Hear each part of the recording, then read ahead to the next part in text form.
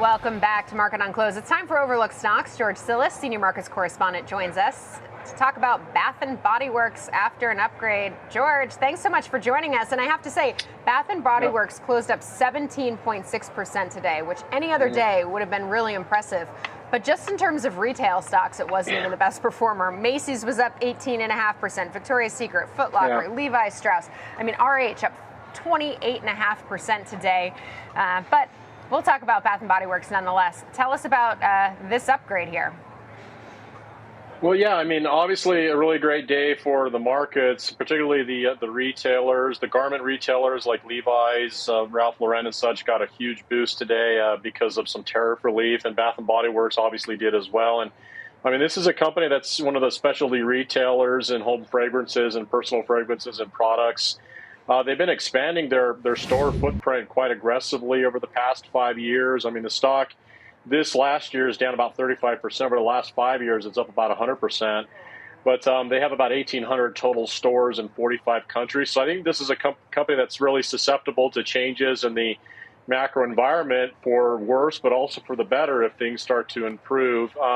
If you look at the call today, there was obviously the market catalyst, but there's some analysts that are still constructively bullish on this particular name. Piper Sandler actually upgraded the stock to overweight from neutral, but they did bring their price target down just fractionally to $35.38.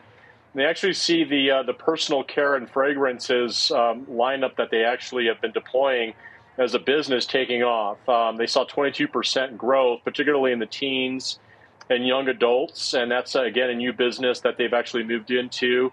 And that's complementing their already existing seasonal businesses as well as their lineup of home care products. And with that said, you know, this pullback of the stock, especially this last year or year to date, you know, does present some opportunities in the retail space in general if, again, the tariffs situation is still going to be ameliorated. But this particular name is actually expected after a year of contraction in sales and earnings growth, which was actually down last year, is expected to resume that in the next 4 quarters, albeit mildly, about 1.5% growth in earnings on 2% growth in sales. So they're starting to resume their trend back to the upside based on a forward situation. And some of the analysts like Piper are still bullish, with now the consensus median target right now at around $45 and the high target around $65. Yeah, I was just taking a look. Redburn at 65, some others at 50. I do think it's important to note that Piper analyst was very much in the minority with that hold rating. I mean, if you take a look, 15 buys now, including Piper, and only 4 holds at this point. I think it's also important, if you take a look at Bath & Body Works, even despite today's 17.5% rise, it's still actually down in April, down 1%. And all of those other names that I mentioned, aside from Victoria's Secret, actually down in April as well, despite the fact that it's 20+% gain. So it just goes to show how hard retail has been hit this month. Oh, very much so. Just because, particularly, you know, the products are produced overseas in the textile and garments, specifically shoes and so forth. So those are the ones that really got killed. And ideally speaking, today's move is a great day, but sometimes you have to zoom out and get some context. We're coming off such low levels that these are tremendous percent gains on a single day, but we still have a lot of room to make up for, in other words, ground to make up for, considering the sell-off we've had in the past week and a half in particular. So a great day for the retailers, a great day for equities.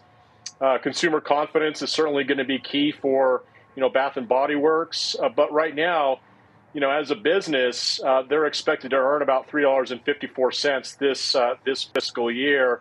So it's only trading around 7 times earnings, but you have to keep in mind as well that when you see mid to low single-digit multiples or earnings multiples, that typically speaks towards stocks that don't have much growth. And so, like I said, last year, the company's growth was down. They are expected to, of course, resume growth this year, but keep in mind it's still going to be expected to be low, between 1% and 3%.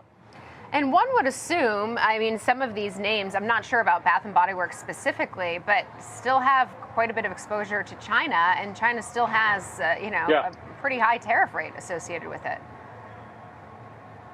They do, and you have to think about the good side. The good side is that they're expanding their markets to many overseas with 45 countries. They have a lot of markets to tap into, particularly in Asia. But again, tariffs and some uncertainty around geopolitical risk can throw their business off. So there's some goods and bads, but you have to take it into consideration that maybe right now the stock may be fair to considerably undervalued. If they are expecting and they do manifest to those low single-digit growth rates, both in earnings and sales next year. Yeah, and today certainly a good day. Bath and Body Works now down 23% year to date, still 40+% away from the highs. George Silas, thanks so much.